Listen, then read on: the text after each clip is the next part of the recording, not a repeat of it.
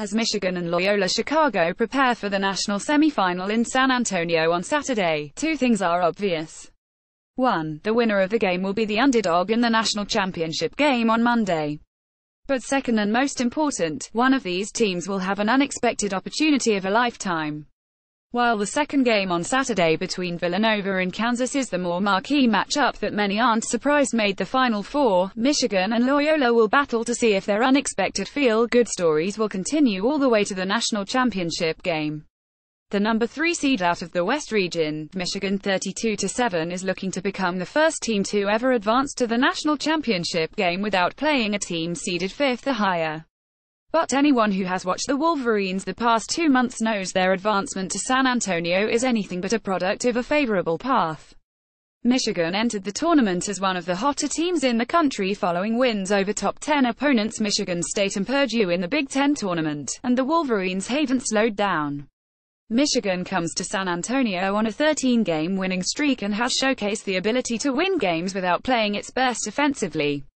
The Wolverines have been subpar on offense in 3 of their 4 tournament wins, with the lone exception being a 99-point outburst in a 99-72 regional semifinal win over Texas A&M. But thanks to a buzzer-beating three-pointer from roughly 30 feet by Jordan Poole that beat Houston in the second round and stellar defense throughout, Michigan has advanced to its second Final Four in the past 6 years. I've never seen a team work so hard and be so connected on both ends, Michigan head coach John Beilein told the Detroit Free Press after a 58-54 win over Florida State in the West Regional Final. Really proud of these guys. Michigan would love nothing better than to give the 65-year-old Beilein his first national championship as he heads into the final years of his career. The Wolverines advanced to the title game in 2013, but lost to Louisville in a result that has since been vacated due to NCAA sanctions. Michigan might have been a surprise to make the Final Four once February came, but that has nothing on Loyola. Very few had the Ramblers 32-5 penciled in for the Final Four, but that is what the mid-major out of the Missouri Valley Conference finds itself after a dream ride. First came back-to-back buzzer-beating wins over Miami, Ohio and Tennessee in the first 2 rounds of the South Regional, then a 1-point win over Nevada in a regional semifinal. The number 11 seed in the South, Loyola, then routed Kansas State 78-62 in a regional final to continue its Cinderella story. Just don't tell Loyola head coach Porter Moser that his team is a Cinderella story. This is not something where it just started, Moser told the Chicago Tribune.